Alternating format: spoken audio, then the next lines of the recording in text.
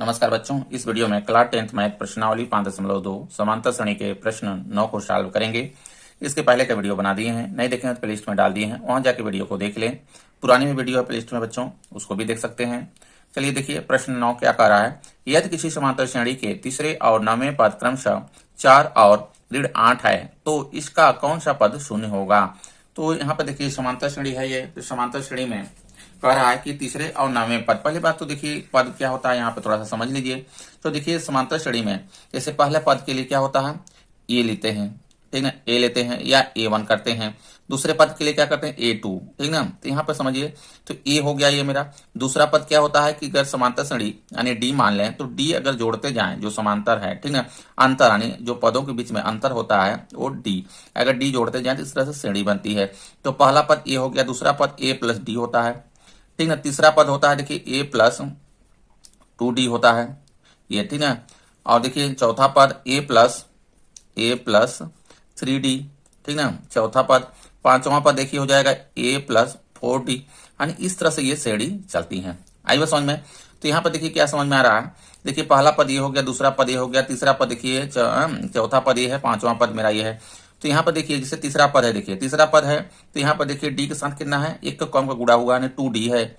और देखिए चौथा पद है तो एक के कम का गुड़ा हुआ है, यहाँ पे देखिए 3D है कि नहीं है। पांचवा पद है तो A+4D, इस तरह से एक के कम का गुड़ा हुआ है, इस तरह से ये बनता है, ठीक है।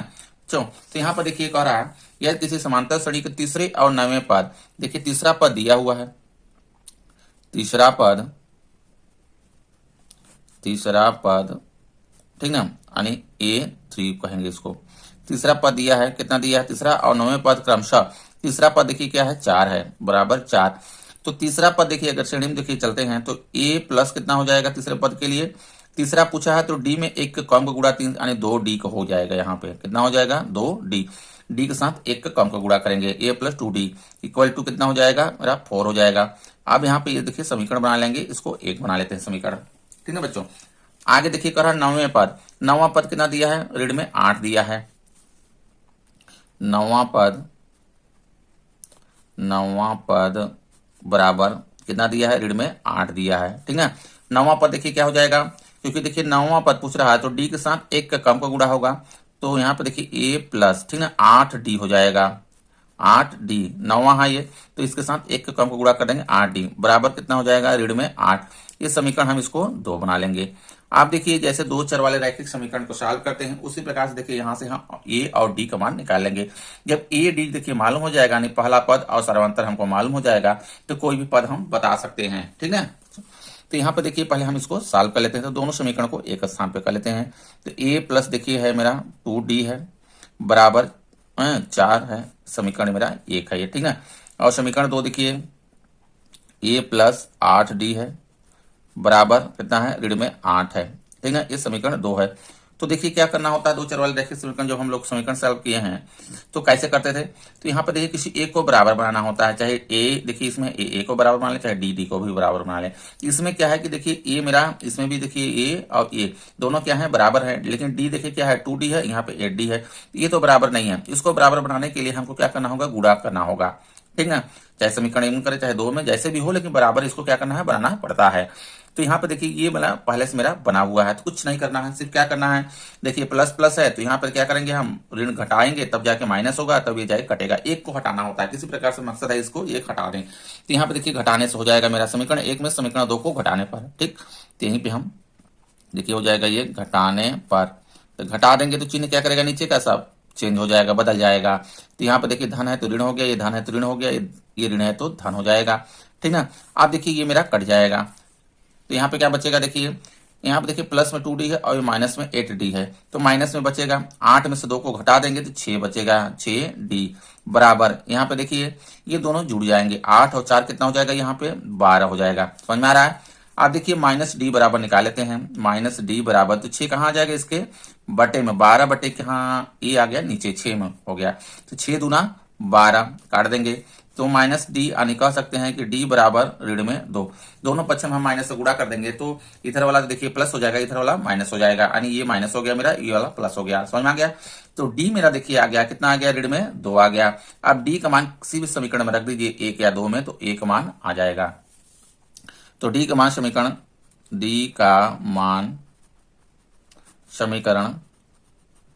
एक में रखने पर, एक में रख देते हैं, एक में रखने पर समीकरण एक को पहले उतार लेते हैं। देखिए उतारते हैं तो a प्लस कितना है 2d बराबर कितना है 4 है।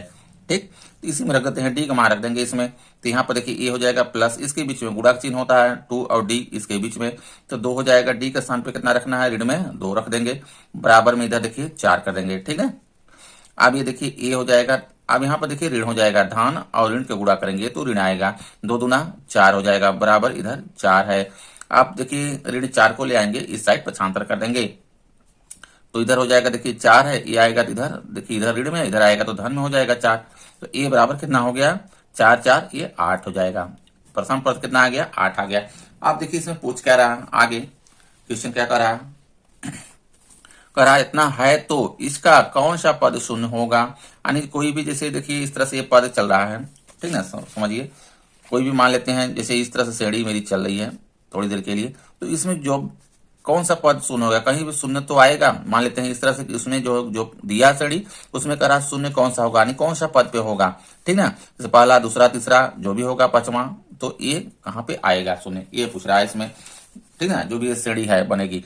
इसमें देखिए मान लेते हैं जी nवां पद शून्य होगा, मान लेते हैं कि माना nवां पद, ठीक है, nवां पद शून्य होगा। हमको ये नहीं मालूम जो कौन सा पद पे शून्य होगा, मान लेते हैं nवां पद पे शून्य होगा, यानी किसका मान हो गया जो शून्य होगा, यानी an का मान दिया है, an बराबर 0, समझ में आ गया। अब प्रथम पद हमको यहाँ पे मालूम हो गया और d ये मालूम हो गया, तो यहाँ पे देखिए फार्मूला लगा देंगे। कौन सा फार्मूला लगाएंगे, an बराबर a plus n-1 into D से, ठीक है।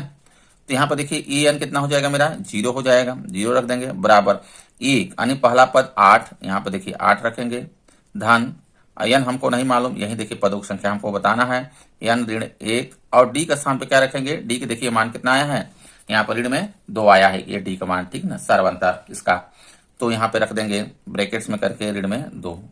अब इसी को देखिए सॉल्व करेंगे, यहाँ से n का मान आ जाएगा, तो यहाँ पे हो जाएगा देखिए इधर तो 0 है, 0 रखेंगे, बराबर 8। अब देखिए इसमें इसको ब्रैकेट्स को खोलेंगे तो ऋण 2 का इन दोनों में गुणा हो जाएगा, तो देखिए यहाँ पे क्या है कि ऋण है मेरा, ठीक है, ये ऋण में हो जाएगा, ध्यान दीजिएगा, ऋण में 2n हो जाएगा, और इधर देखिए ऋण और ऋण से ये धन में हो जाएगा 2 हो जाएगा, ठीक है। 2n को ले आएंगे इस साइड माइनस वाला को, यहीं पे कर लेते हैं, देखिए तो इसको हम ले आएंगे इस साइड पक्षांतर करके, तो धन में हो जाएगा मेरा 2n, क्योंकि इधर देखिए पहले से क्या है 0 है, दिक्कत नहीं, इधर आया तो धन में हो गया, बराबर देखिए इधर ये जुड़ जाएगा 8 और 2 ये जुड़ जाएगा 10 आ जाएगा, कितना आ जाएगा 10। तो n बराबर निकालेंगे, देखिए 10/2 आ गया, 2 पंचे 10 काट देंगे, n का कितना मान आ जाएगा 5 आ गया, ठीक है। तो यानी जो है पांचवा पद शून्य होगा, जो श्रेणी इसकी बनेगी वो क्या होगा, जो पांचवा पद शून्य होगा। आंसर इस तरह से लिख लेंगे, श्रेणी का पांचवा पद शून्य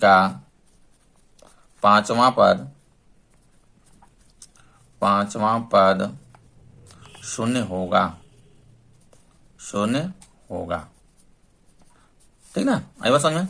इस तरह से देखिए सॉल्व करेंगे। वीडियो अच्छा लगा लाइक करें एंड चैनल को सब्सक्राइब कर लें। धन्यवाद।